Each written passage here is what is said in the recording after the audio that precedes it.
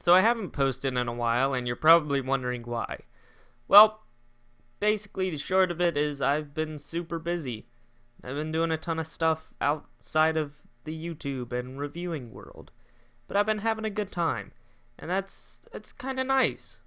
I took a break, a long break, like 2 years, but Star Wars The Last Jedi was the first review I ever posted, so I thought I should go ahead and review the newest movie. It would be kind of nice to revisit it. So yeah, there are spoilers in this, so if you don't want to hear about spoilers, I don't really suggest watching this review. It wouldn't really make much sense. It was pretty good. I recommend it. So go watch it first.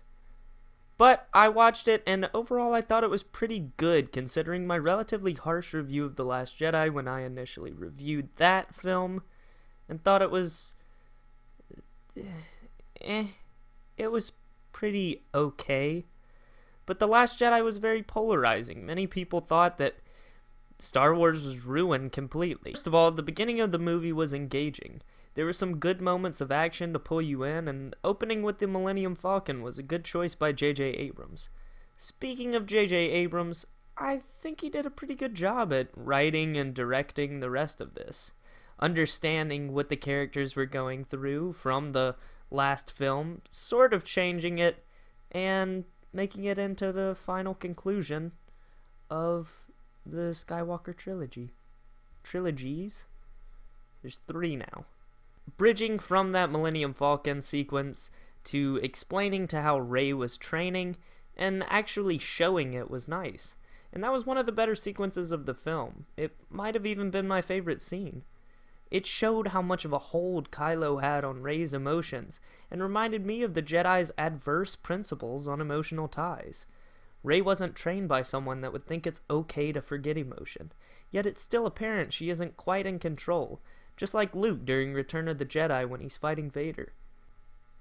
The training sequence was good, so I think it's appropriate to talk about the analysis of Leia's story. I think the whole story of her getting trained by Luke makes sense, and I enjoyed how it wasn't always the main focus of the story. It wasn't pushed into your face all the time. We could acknowledge Leia's growth in the Force, but it was never the main concern despite it weighing on Rey's mind and affecting Kylo or Ben's head. Sure, it motivated Rey to take certain actions that she took, but Leia wasn't the only purpose for the movie, or at least for the majority of the movie.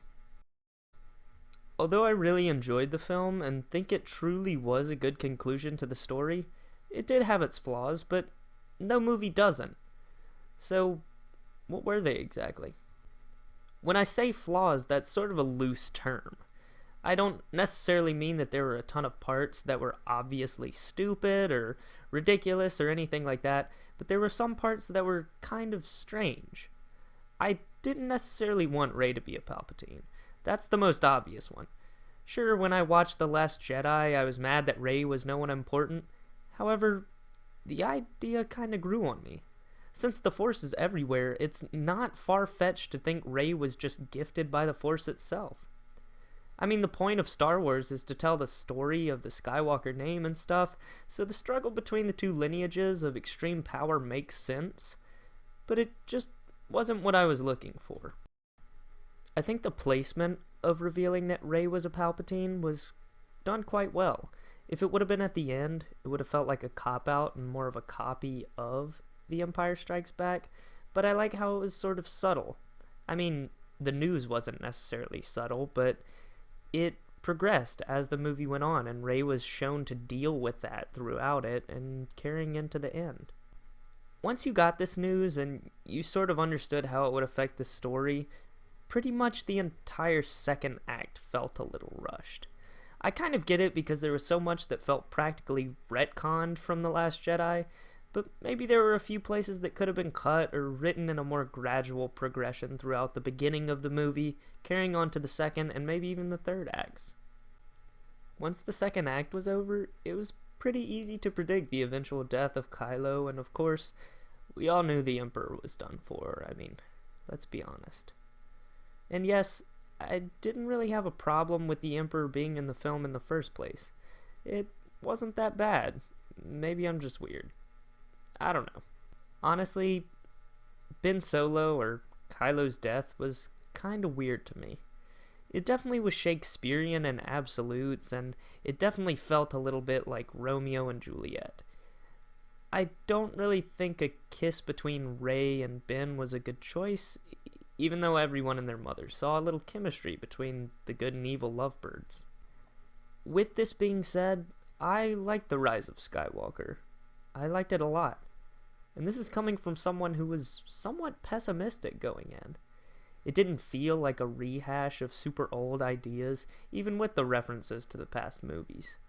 It was unique, engaging, and I know it was polarizing, but people, give it a break. The movie was fun. It gets an 8 out of 10 for me, and I want to know what you guys think, so leave that down in the comments below. Thanks for liking, commenting, sharing, subscribing, and turning notifications on. See you next time.